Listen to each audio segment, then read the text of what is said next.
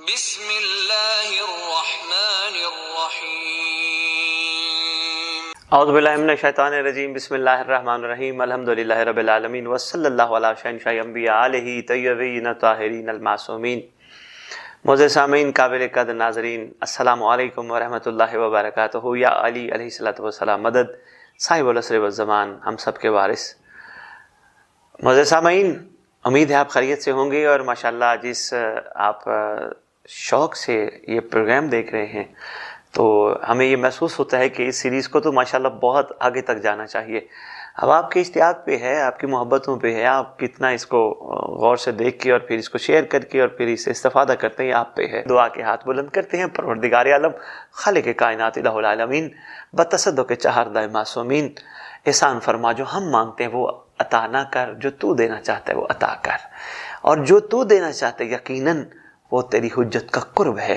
پروردگار عالم اگر تیری حجت کا قرب مل گیا، ہماری پریشانیاں ختم، ہماری ٹینشنیں ختم، ہماری تکلیفیں ختم، ہماری مصیبتیں ختم، ہماری بیماریاں ختم، ہمارے امتحان ختم، اگر تیری حجت کا قرب مل گیا، اسی میں سب کو چھپا ہے، احسان فرما، اپنی حجت کا قرب عطا فرما، پورے عالم اسلام کو، پورے روئے زمین پہ رہنے والی مخلوق کو، سب کو عطا فرما، تاکہ سب مخلوق تیری حجت کے قرب سے استفادہ کر کے تیری بارگاہ میں امت محمدیہ محشر کے دن سرخرو ہونے والوں میں شامل ہو۔ تو معزز سامعین، قابل قدر ناظرین، میں آپ کی خدمت میں گزارش کر رہا تھا، پچھلے چند دنوں سے ہم مسلسل لفظ انتظار پہ گفتگو کر رہے ہیں۔ یہ کوئی چھوٹا ٹاپک نہیں ہے ماشاءاللہ، اگر صرف اسی انتظار کو دیکھا جائے تو اس پہ تو ماشاءاللہ سینکڑوں پروگرام ہمارے ہو سکتے ہیں۔ ہم کوشش کر رہے ہیں آپ کے ساتھ تھوڑے وقت میں مخاطب ہوں، انہی میں ہی بہت ساری چیزیں آپ کی خدمت میں پہنچائیں۔ تو یہ انتظار کا جو فرمان آپ کو یاد ہوگا، عصر غیبت میں ہماری ذمہ داریاں جو ہمارا ٹاپک ہے، تو اس حوالے سے ہم اپنے کریم امام عجل اللہ تعالیٰ فرج شریف، واقعی وہ بہت کریم ہیں، ان کے حوالے سے ہم آپ سے مصروف گفتگو ہیں کہ ہمارے انتظار کی کیفیات میں اور ہمارا کیا کردار ہے۔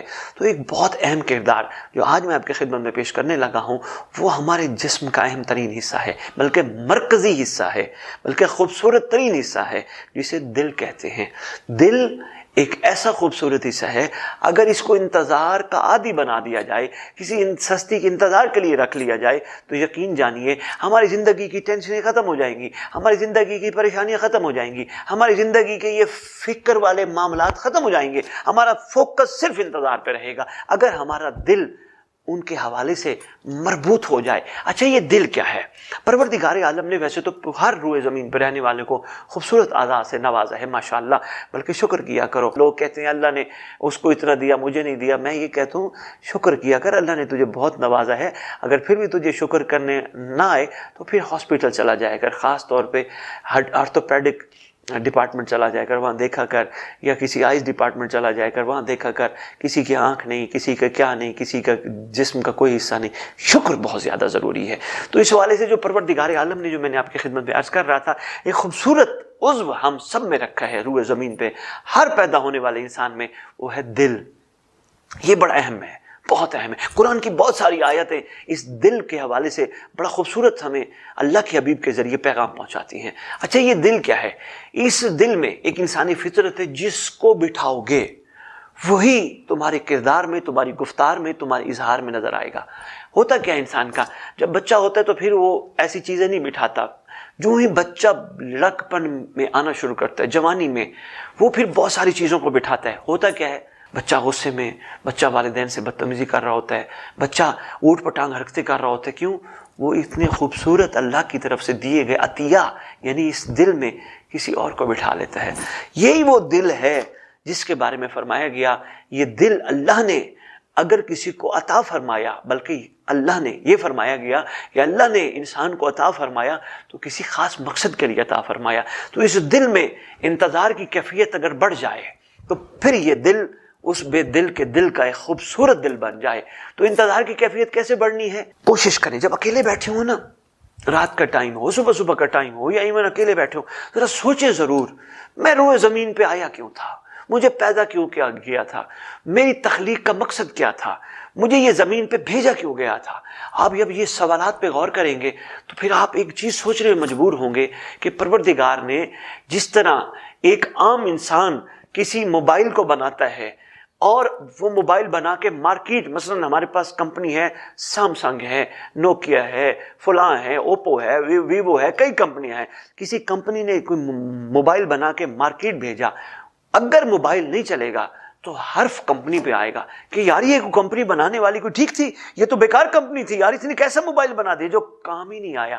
تو یقین کیجئے اللہ نے ہم سب کو بیکار نہیں بنایا، ہم سب کارآمد ہیں. تھوڑا تھوڑا ہم جب غور و فکر شروع کر دیں گے تو پھر ہمیں سمجھ آنا شروع ہوگا ہم آئے کیوں تھے، ہمارا مقصد تخلیق کیا تھا، ہمیں پروردگار نے بھیجا کیوں تھا. کسی کے صدقے ہی بھیجا ہے نا. ہمارا مقصد دنیا میں آنے کا کیا تھا. جب ان چیزوں پہ ہم فوکس کرنا شروع کریں گے پھر آہستہ آہستہ ہمارے دل سے فضولیات نکلنا شروع ہو جائیں گی. میں چاہتا ہوں یہ ہو، میں چاہتا ہوں مجھے یہ کوٹھی ملے، میں چاہتا ہوں مجھے یہ گاڑی ملے، میں چاہتا ہوں یہ ملے. پھر یہ اپنی چاہت ختم ہو جائے گی. اس لیے تو فرمایا گیا حدیث قدسی ماشاءاللہ اکثر دکانوں پہ لگی ہوتی ہے، آپ نے سنا بھی ہوگا، اے بندہ ایک تیری چاہت ہے ایک میری چاہت ہے. تو وہ چاہتا ہے جو تیری چاہت ہے، میں وہ چاہتا ہوں جو میری چاہت ہے. یاد رکھ اگر تو نے وہ چاہا جو تیری چاہت ہے میں تجھے مبتلا کر دوں گا اس میں جو تیری چاہت ہے، اور ہاں اگر تو نے وہ چاہا جو میری چاہت ہے میں تجھے وہ بھی دوں گا جو تیری چاہت ہے. تو اس پہ ذرا غور فرمانے والی بڑی خوبصورت حدیث ہے، خدا کی قسم سونے کے قلم سے لکھنے والی حدیث ہے. کیا کمال جملے اس میں موجود ہیں. اس میں بھی ماشاءاللہ ہمارے پروگرامز ہو سکتے ہیں، لیکن میں اسی پہ اکتفا کرتے ہوئے آگے سفر کرنا چاہوں گا اسی حدیث کے روح سے. جب ہم اس کی چاہت کی طرف متوجہ ہونا شروع ہو جائیں گے کہ اس بھی تو اللہ کی بھی تو کوئی چاہت ہے نا، تو پھر آہستہ آہستہ ہمارے دل سے وہ چیزیں نکلنا شروع ہوں گی جن کی دل میں جگہ نہیں ہونی چاہیے. ہم میں سے جو زمیندار ہیں آپ نے دیکھا ہوگا جب وہ فصل اگاتے ہیں تو وہ جڑی بوٹیاں خود بخود نکل آتی ہیں تو ان کو سپرے کے ذریعے ختم کرنے کی کوشش کرتے ہیں. کیوں؟ وہ فضول ہیں، ان کا کوئی کردار نہیں ہوتا. فصل پکنے میں ڈسٹرب کرتی ہیں، فصل نکلنے میں ڈسٹرب کرتی ہیں. اگر انسان سپرے کرتا ہے ان جڑی بوٹیوں پر کہ تاکہ اصل فصل کو نقصان نہ پہنچائیں، تو ہمیں بھی چاہیے ہم بھی یہاں سپرے کریں. کس چیز کا؟ یقین کا. اس پہ جب ہم یقین کا سپرے کریں گے، یقین جانیے پھر آہستہ آہستہ وہ چیزیں ہمارے دل سے نکلنا شروع ہو جائیں گی.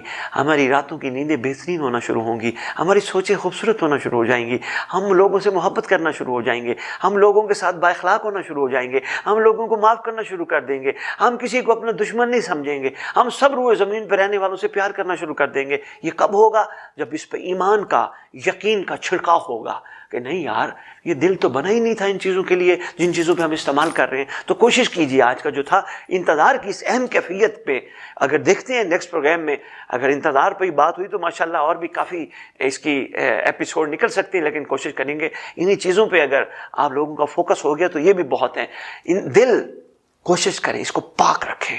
جتنا دل پاک رکھو گے شک ختم ہو جائے گا، پھر یقین بڑھنا شروع ہوگا. ورنہ انسان شک میں زندگی گزار جاتا ہے، پتہ نہیں قبر میں کیا ہوگا، حشر میں کیا ہوگا، پتہ نہیں ہمارے ساتھ کیا ہوتا ہے، پتہ نہیں. یقین نہیں نا، شک ہے. یقین کا جب چھڑکاؤ کریں گے انشاءاللہ یہ سارے بے وقت اگنے والے خیالات، خام خواہ کی بیٹھنے والی سوچیں، سب کو یہ مار دے گا یقین کا سپرے. شک وقت کو نکال دے گا. جب یہ شک نکل گیا پھر دل خوبصورت. پھر آپ اٹھو گے بھی کسی کے لیے، آپ بیٹھو گے بھی کسی کے لیے، آپ سو گے بھی کسی کے لیے، آپ کام پہ بھی جاؤ گے کسی کے لیے، آپ نوکری پہ بھی جاؤ گے کسی کے لیے، آپ گھر والوں کے ساتھ برتاؤ رکھو گے، رویہ رکھو گے کسی کے لیے، آپ بچوں کی پرورش کرو گے کسی کے لیے. اس دل کا پاک ہونا بہت ضروری ہے. یہ دل پاک ہونا چاہیے. اور آج میرا دل چاہ رہا ہے کہ میں آپ سب کو یہ گزارش کروں، آپ نے ایک کام کرنا ہے.